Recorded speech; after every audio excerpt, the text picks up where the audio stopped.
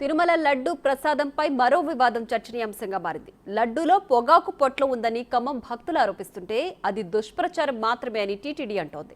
తిరుమలలోని పోర్టులో శ్రీ వైష్ణవ బ్రాహ్మణులు అత్యంత భక్తి శ్రద్ధలతో నియమనిష్టలతో రోజు లక్షల లడ్డూలు తయారు చేస్తారని, లడ్డూల తయారీని 360 డిగ్రీల సీసీటీవీ నిఘాలో నిరంతరం పర్యవేక్షిస్తామని టీటీడీ చెబుతోంది. లడ్డూపై జరుగుతున్న దుష్ప్రచారాన్ని భక్తులు నమ్మొద్దని టీటీడీ కోరింది. అయితే లడ్డూలో పొగాకు పొట్లు ఉండడం నిజమని ఖమ్మం భక్తులు చెప్తున్నారు.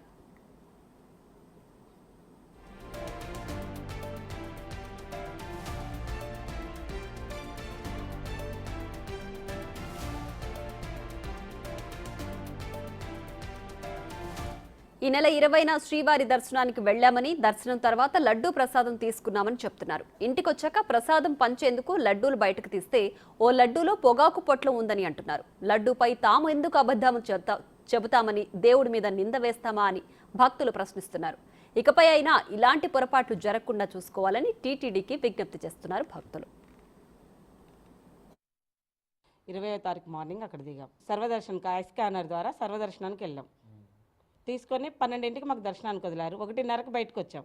వచ్చి లడ్డు ప్రసాదం తీసుకొని ఇంటికి వచ్చాం. ఇంటికి వచ్చాక తర్వాత పొద్దున పూట పంచడానికని చూస్తే ఈ పొగాకు అవి ఉన్నాయి. దాంట్లో మొత్తం సీసీలో ఉంటుంది కదండి, తీసుకోండి. అక్కడ నుంచి మళ్ళీ మేము దర్శనానికి వెళ్ళింది ఉంటుంది. మేము అక్కడ రూమ్కి వెళ్ళింది ట్యాక్సీ నెంబర్ కూడా ఉంది, ఆయన ఫోన్ నెంబర్ కూడా ఉంది. అంత అవసరం ఏందండి? మేము భక్తులము, మాకేమైనా రాజకీయాలా? మాకెందుకు అంత? మాకు కూడా భయమే కదండి. దేవుడు అంటే భక్తితో మేము పోతున్నాం. మేము ఇవన్నీ ఫేక్ చేయాల్సిన అవసరం మాకేంటి? వాళ్ళు మాకేమైనా పగ కాదు కదా, దేవుడి మీద మేము నిందేస్తామా? లడ్డు ఓపెన్ చేసేసరికి అందులో పొగాకు ఉన్నది. అది అంబర్ లాంటిది పొగాకు, నవిలి ఉంచినది ఒక చిన్న పేపర్లో పెట్టి ఉంచారు. దాన్ని పక్క పెట్టి నాకు కాల్ చేసింది మమ్మీ. నేను వచ్చి చూశాను, ఇది ఇదే అనుకున్నాం. ఈలోపు దిశ వాళ్ళు ఉంటే వాళ్ళకి కాల్ చేసి ఇట్లా ఇది ఇష్యూ జరిగిందని చెప్పి ఫోన్ చేశాను. ఇప్పుడు న్యూస్లో అంత నెగిటివ్గా వస్తుంది. ఏమనంటే అసలు అది అంత ఫేక్, విలేజ్. మాకేం అవసరం అండి? మేము ప్రతిసారి వెళ్ళే వాళ్ళం, మాకేం అవసరం? మాకు అవసరం లేదు కదా ఆ విషయాలన్నీ.